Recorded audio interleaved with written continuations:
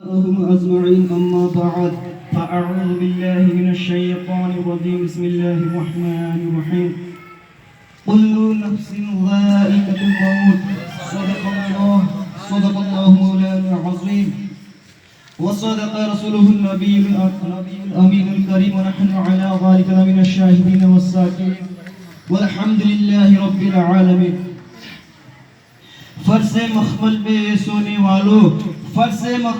سونے والوں تمہیں قبر میں سونا پڑے گا فرش مخمل میں سونے والوں تمہیں قبر میں سونا پڑے گا اپنے اعمال کا جائزہ لو ورنہ قبر میں رونا پڑے گا چار یاروں کے کندھوں پہ جس دن تیری بارات نکلے گی گھر سے چار یاروں کے کاندھوں پہ جس دن تیری بارات نکلے گی گھر سے پہن کے کفن کا ایک جوڑا جب جنازے میں سونا پڑے گا وہ سوئے لال زار پھرتے ہیں تیرے دن اے بہار پھرتے ہیں ہائے غافل کیسی جگہ ہے جہاں پانچ جاتے ہیں چار پھرتے ہیں معزز سامعین اکرام خطبہ کے بعد میں نے جس آیت کریمہ کی تلاوت کا شرف حاصل کیا آئیے اس سے متعلق کچھ عرض و بیان کروں اس سے پہلے ہم تمامی حضرات مل کر اپنے آقا و مولا حضور پرنور سرور کائنات فخر موجودات احمد مصطفیٰ محمد رسول اللہ صلی اللہ علیہ وسلم کی مقدس بارگاہ میں جھوم جھوم کر صلاۃ و سلام کا نذرانہ عقیدت پیش کریں اور پڑھے باوجھ بلند درود پاک اللہم صلی علی سیدنا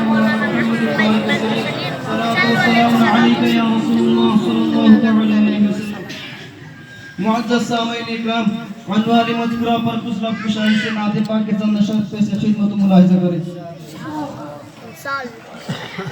شعر پیش کر رہا ہوں وہ سحر محبت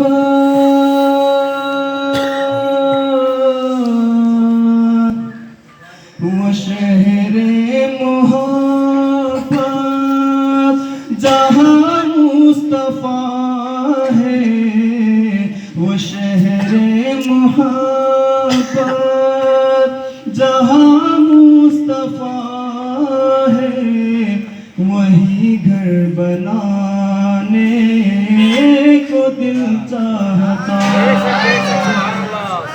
وہ شہر محبت جہاں مصطفیٰ ہے وہی گھر بنانے کو دل چاہتا ہے وہ شہر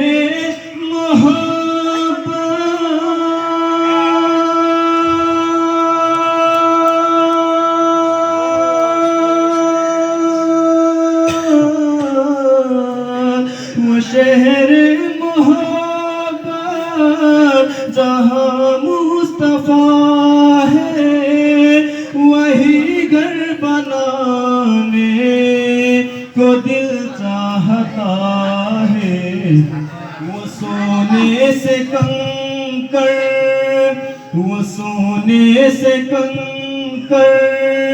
وہ چاندی سی میٹی وہ سونے سے کنکر وہ چاندی سی میٹی نظر میں بسانے کو دل چاہتا وہ سونے سے کنکر وہ چاندی سی میٹی نظر میں بسانے کو دل چاہتا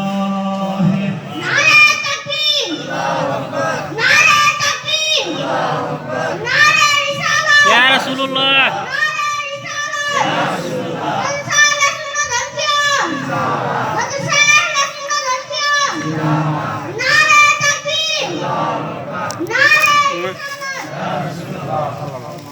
شیخ اس کا نام ملاحظہ کریں الناس اشبر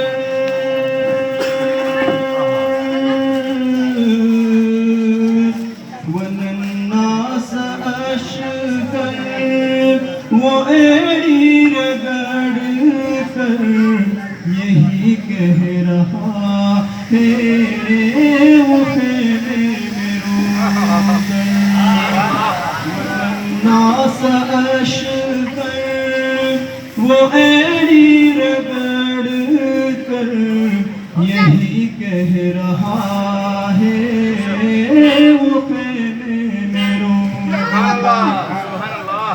الناس أشجر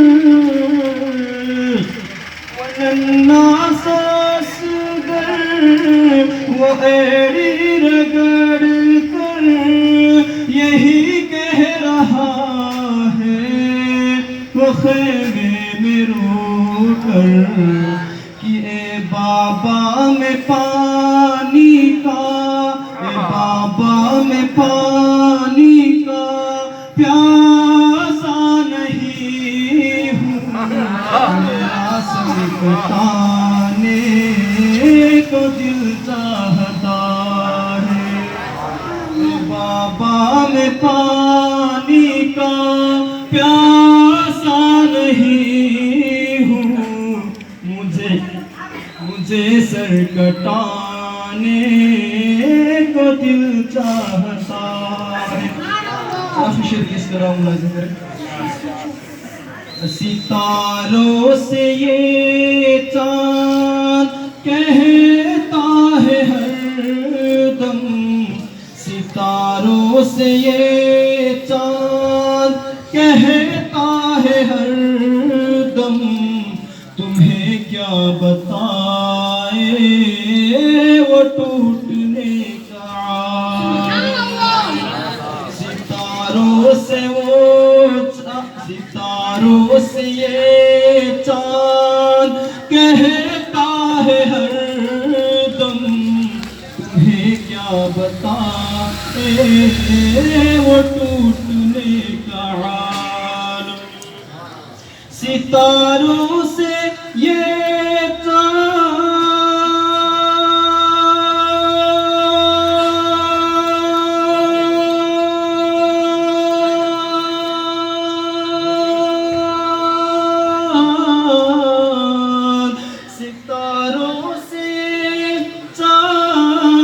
کہتا ہے ہر دم، تمہیں کیا بتائے وہ ٹوٹنے کا عالم۔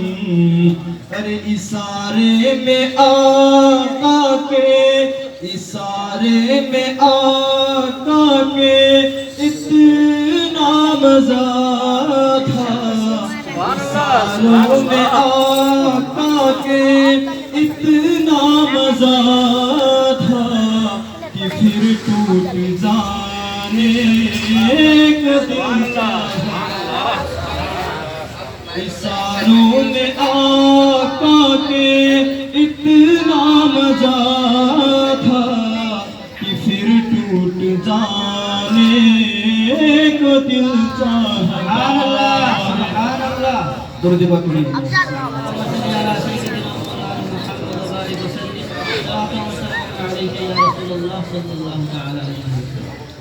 معزز سامعین اکرام، خطبہ کے بعد میں نے جس آیت کریمہ کی تلاوت کا شرف حاصل کیا، اس کا سیدھا اور سادہ ترجمہ یہ ہے کہ ہر نفس کو موت کا مزہ چکھنا ہے، یعنی ہر جاندار چیز کو ایک دن مرنا ہے۔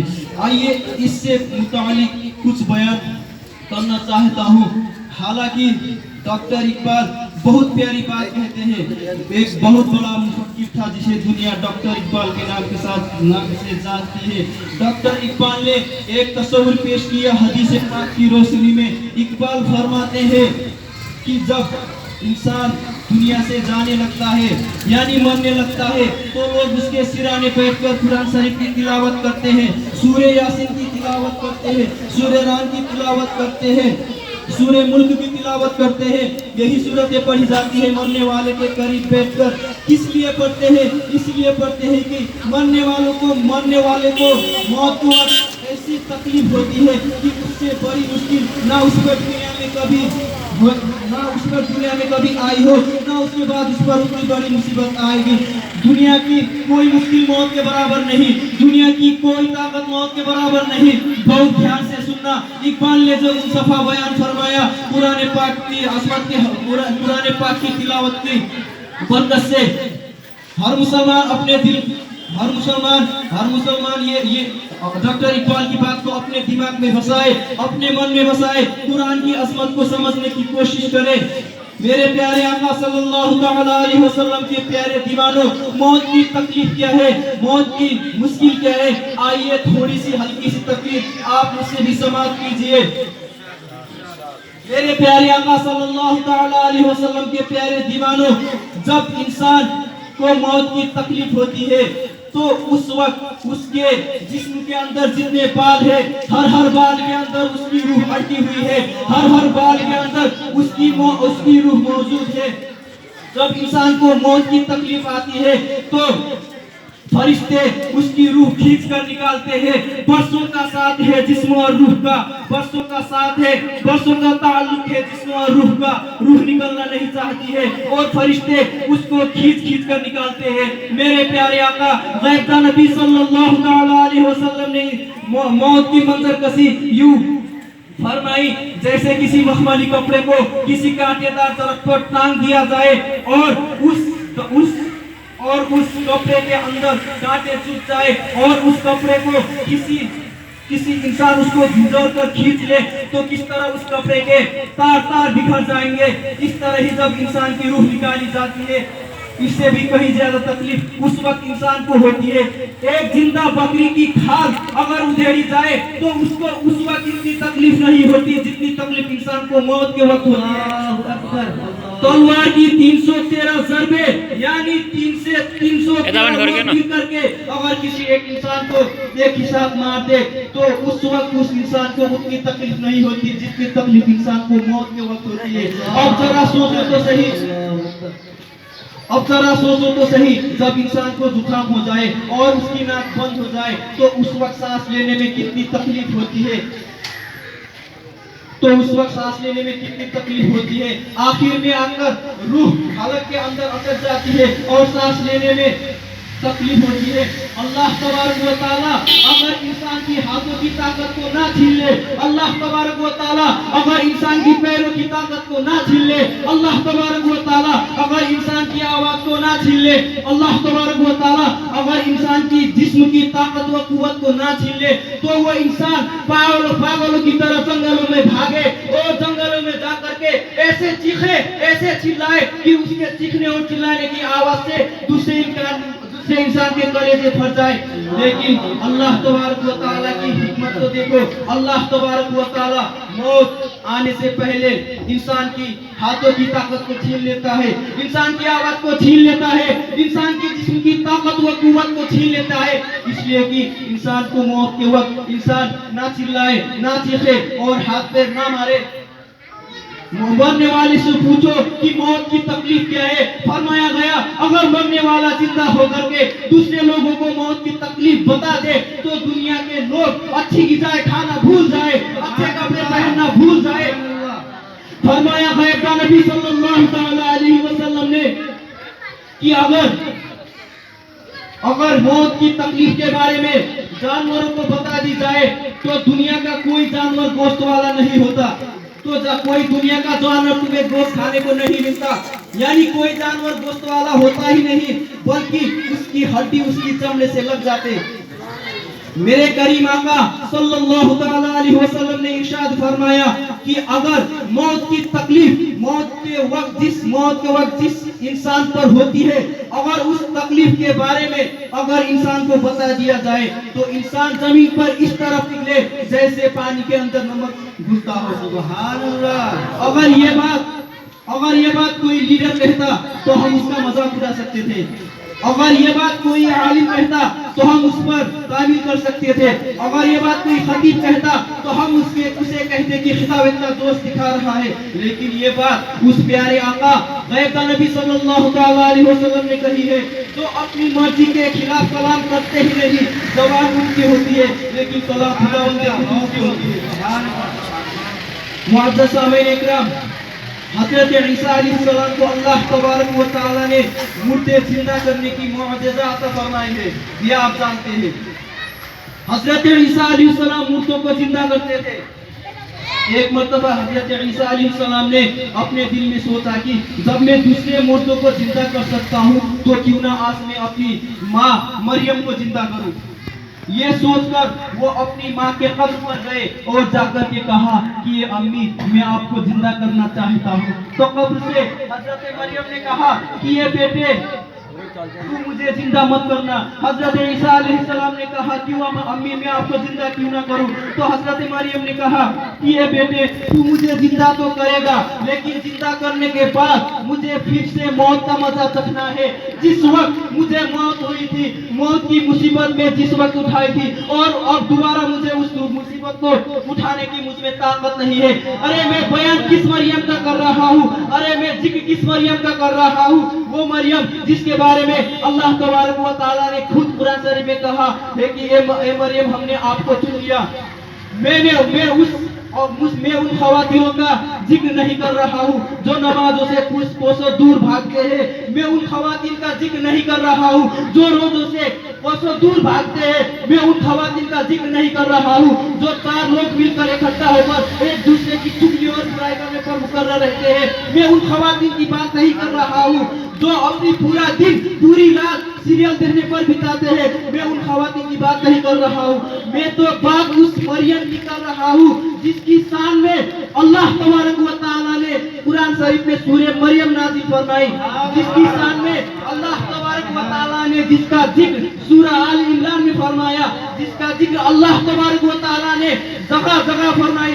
मैं उस मरियम की बात कर रहा हूँ जिसको कभी मर्द ने कभी छुआ तक नहीं। मैं उस मरियम की बात कर रहा हूँ जिसने अपनी पूरी जिंदगी बैतुल मुक़द्दस पर गुजार दी। मैं उस मरियम की बात कर रहा हूँ जिसके हुस्से पर जिब्रील आए। मैं उस मरियम की बात कर रहा हूँ जिसके हुस्से पर हज़रत ज़करिया अलैहिस्सलाम अपने औलाद के लिए दुआ के लिए आए। मैं उस मरियम की बात कर रहा हूँ, मैं उस मरियम की बात कर रहा हूँ।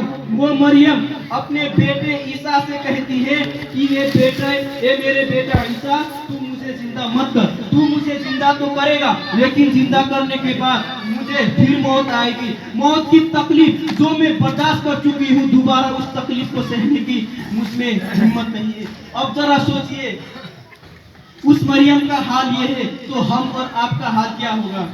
इसलिए हमें चाहिए कि मौत आने से पहले हम उसकी तैयारी करें, नमाज पढ़े, रोजा रखे, अपने खुद पर जितना माल है उस माल के बराबर ज़कात निकाले और नमाज रोजा रखे और दुनियादारी यानी हराम कामों से